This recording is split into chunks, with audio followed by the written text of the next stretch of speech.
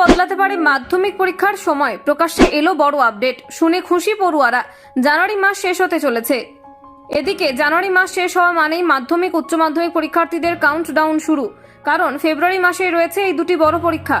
যদিও এই শীতের মাঝে এবং নতুন বছরে দুটি পরীক্ষার সময় এগিয়ে আনা হচ্ছে। পরীক্ষার কয়েকদিন বাকি থাকতেই আচমকাই বদলে গিয়েছে নিয়ম, যাকে ঘিরে প্রশ্ন তুলেছেন অনেকেই, বিশেষ করে শিক্ষক শিক্ষিকারা। এবারে মাধ্যমিক পরীক্ষার সকাল 11:45 বদলে পরীক্ষা শুরু হবে সকাল 9:45। শেষ হবে দুপুর 1টার সময়। অন্যদিকে জানা যাচ্ছে উচ্চ মাধ্যমিক এই বছর বেলা 12টার পরিবর্তে সকাল 9:45 নাগাদ শুরু হবে, অর্থাৎ সময় এক ধাক্কায় অনেকটাই এগিয়ে এলো। নবান্নের রাজ্য প্রশাসন ও পর্ষদ সংসদের সঙ্গে বৈঠকের পর এই সিদ্ধান্ত নেওয়া হয়েছে। তবে এর বিরোধিতা করতে শুরু করে দিয়েছে শিক্ষক শিক্ষিকাদের একাংশ। পরীক্ষার সঙ্গে যুক্ত শিক্ষক শিক্ষিকাদের দাবি, পরীক্ষার সময় এগিয়ে আসায় নানান অসুবিধা তৈরি হবে। মূল পরীক্ষা কেন্দ্রের দায়িত্বপ্রাপ্ত প্রধান শিক্ষককে প্রশ্নপত্র নিতে থানায় ভোর 6টার মধ্যে আসতে হবে।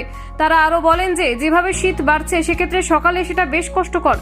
প্রধান পরীক্ষা কেন্দ্রের অধীনে থাকা কেন্দ্রগুলিতে প্রশ্নপত্র পৌঁছাতে হবে সকাল 8টার মধ্যে।